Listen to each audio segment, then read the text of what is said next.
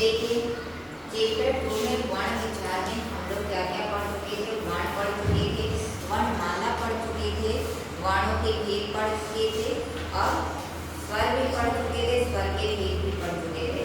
आज हम लोग को क्या पढ़ना है? स्वरों की मात्रा। मात्रा किसे कहते हैं? ध्यान दीजिएगा, स्वरों की व्यवस्थित समूह को हम क्या कहते हैं? मात्रा कहते हैं। या कह सकते हैं कि स्वर चिन्हों को हम क्या कहते हैं? मात्रा कहते हैं। या ये भी कह सकते हैं कि हिंदी वर्णमाला में जब व्यंजनों का प्रयोग जो होता है स्वरों के साथ किया जाता है तो स्वरों का रूप क्या हो जाता है? बदल जाता है। और इस बदलते हुए स्वरूप को ही हम क्या कहते हैं? मात्रा कहते हैं। ठीक है, समझ में आ रहा है? ध्यान दीजिएगा, प्रत्येक स्वर की कोई ना कोई एक निश्चित क्या होती है? मात्रा होती है, लेकिन अ की कोई मात्रा नहीं होती है। अ के अतिरिक्त अन्य सभी स्वरों का मेल जब व्यंजन से होता है तो केवल उनकी मात्राओं का ही प्रयोग किया जाता है। ध्यान दीजिएगा, इस सारणी में हमने बनाया है, यहाँ पे हमने सारे स्वर को लिखा है। ध्यान दीजिए, अ, आ, छोटी, बड़ी, छोटाऊ, बड़ाऊ, री, ई, ए, ओ। और इसमें हमने उसकी मात्रा लिखी हुई है। अ की कोई मात्रा नहीं होती है, ब्लैंक छोड़ा है। आ की मात्रा इस तरीके से होती है, छोटी की इधर होती है, बड़ी, छोटाऊ, बड़ाऊ, री, ई, ए, ओ और अ। अब देखिए इनका प्रयोग, जैसे हमने यहाँ पे क मेरा क्या है? वर्ण है, ठीक है।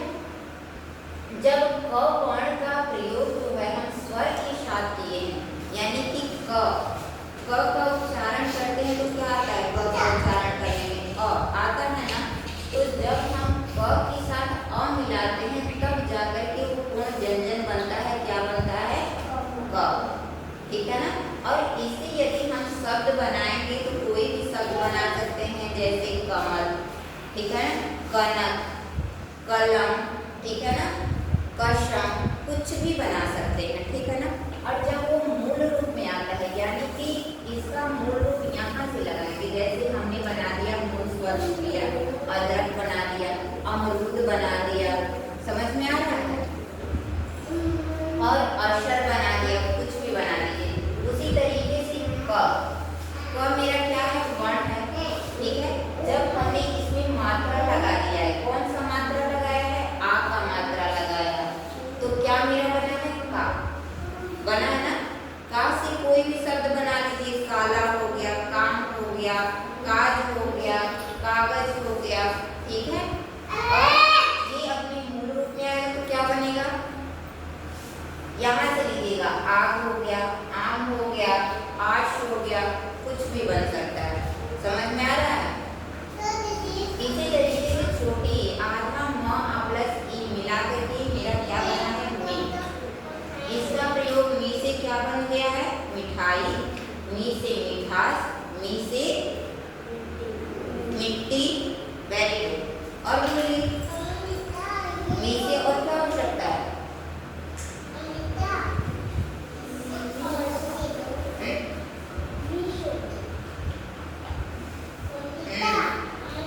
Very good. उसी तरीके से ये अपने में आया तो इमली, इमरती और इमारत, ठीक है। इसी तरीके से बड़ी ई का प्रयोग आधा श प्लस बड़ी ई मिलकर क्या बना है? शीट। सी से सीता, सी से सीमा, सी से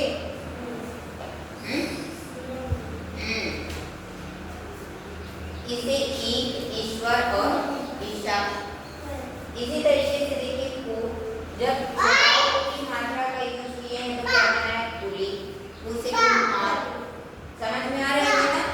उसी तरीके से हमने बड़ाऊ का किया है, आधा च प्लस बड़ाऊ, उसे छू, क्या हो गया? चूना, चूरन, ऊन और ऊन। हमने यहाँ से ये बनाया, देखिए उसे क्या हो सकता है मेरा? ऊन, उसे ऊन। ये मूल रूप में है, ठीक है ना। मूल रूप से हमने शब्द बनाया और इसमें क्या किया है कि हमने इसमें मात्रा का यूज किया है, ठीक है ना। व्यंजन के साथ हमने क्या जोड़ा है? मात्रा को ही जोड़ करके उससे हमने क्या बनाया है? शब्द बनाया है। समझ में आ रहा है? क्लियर हुआ? अब देखिए री, हरी,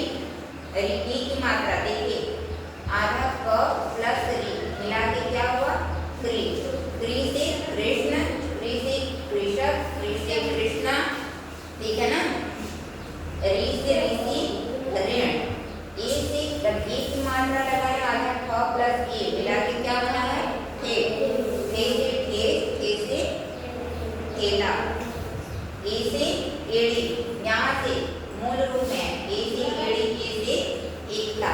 अब ऐ देखिए, ऐ की मात्रा किस तरीके से होती है, ऐ दिख रहा है ना। आधा म प्लस ऐ मिलाए तो क्या बना है मैं से मैला, मैं से मैदान, मैं से मैना। ए से एना, ए से इरावत। ओ आधा ग प्लस ओ मिलाए तो क्या बना है मेरा गो। गो से गोरा, गो से गोपाल, गो से गौशाला, ठीक है ना। ओ से क्या बन गया मेरा ओरम, ओ से और क्या बन गया ओखली। इसी तरीके से हमने अ का यूज किया है। आधा क प्लस ओ मिलाया है तो क्या बना है क। क से कौन, क से कौतूहल, ठीक है ना। और यहाँ पे हमने औरत और औकात बनाया। फिर ध्यान दीजिएगा एक और बात है कि प्रत्येक व्यंजन के नीचे क्या लगा हुआ है, हलंत चिन्ह लगा हुआ है। दिख रहा है सबको ना, दिख रहा है। प्रत्येक व्यंजन के नीचे हलंत चिन्ह लगा होता है। जब भी व्यंजन का मेल क्या होता है, स्वर के साथ होता है तो हलंत चिन्ह का क्या हो जाता है, लोप हो जाता है, ठीक है ना। जैसे हमने आधा क और अ जोड़ा तो मेरा क्या बना क, प्रत्येक के नीचे लगाया हलंत चिन्ह ना। और जब भी इसका हमने स्वर के साथ करते हैं तो हलंत चिन्ह का क्या हो जाता है, लोप होकर के वो पूरा क्या बन जाता है, आधा क प्लस आ का बना है ना। आधा म प्लस ई मिलाए तो क्या बना है मी। आधा श प्लस ई मिलाए तो क्या बना है सी। आधा क प्लस उ मिलाए तो क्या बना है को। आ रहा समझ में ना। अब ध्यान दीजिएगा, अब इसकी बात मेरा अंग और अ दो और थे ना, हमने क्या बताया था कि वो दो क्या होते हैं, अयोग वाह होते हैं, ठीक है ना। अब अयोग वाह किसे कहते हैं, देखिए ऐसे वर्ण जो ना तो स्वर होते हैं और न ही व्यंजन होते हैं, उन्हें हम क्या कहते हैं, अयोग वाह कहते हैं। समझ में आ रहा है।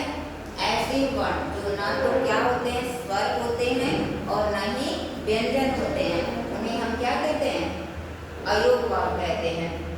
यानी कि अयोग वाह का अर्थ क्या होता है, योग न होने पर भी साथ रहने वाला, उसे हम क्या कहते हैं, अयोग वाह।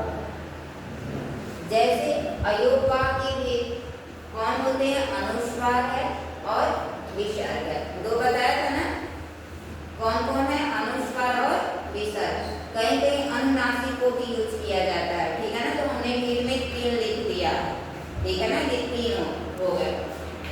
अब अनुस्वार क्या होता है आपका, अनुस्वार अं बताया थे, अनुस्वार का उच्चारण करते समय वायु क्या होती है, नाक से निकलती है। ध्यान दीजिएगा, इसे स्वर और व्यंजन के ऊपर किस तरीके से लगाया जाता है, ये बिंदी के रूप में लगाया जाता है।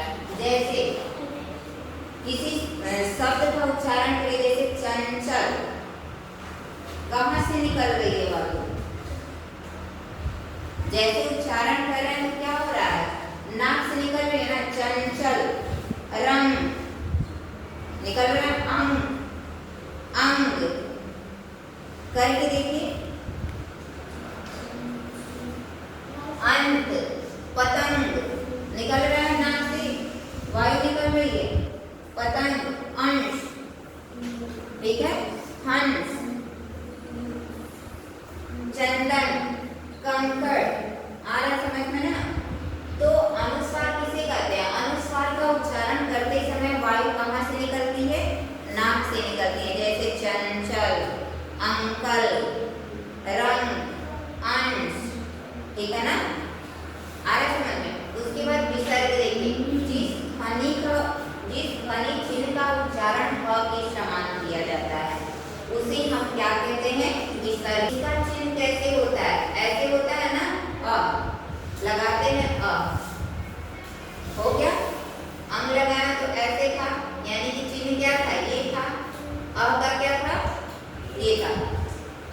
कह रहा है कि जिस ध्वनि चिन्ह का उच्चारण ह के समान किया जाता है, ह आ रहा है, उसे हम क्या कहते हैं? विसर्ग कहते हैं। जैसे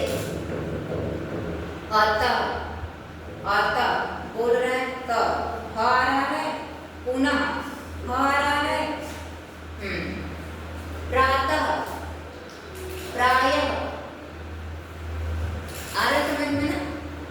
आप देखिए उसके बाद अनुनासिक एक होता है जो चंद्र बिंदु की तरह लगा होता है, देखते हैं ना? जैसे हमने लिखा चांद, इस तरीके का बिंदु लगा होता है, ठीक है ना? इसे हम क्या कहते हैं? अनुनासिक कहते हैं। तो जिस वर्ण का उच्चारण करते समय वायु जो होती है नाक और मुंह दोनों से बाहर निकलती है, उसे हम क्या कहते हैं? अनुनासिक कहते हैं, ठीक है ना? इसका चिन्ह किस तरीके का होता है? ऐसे होता है अनुनासिक का चिन्ह। फिर पूछेंगे भी और बुलाएंगे भी ब्लैक बोर्ड पे।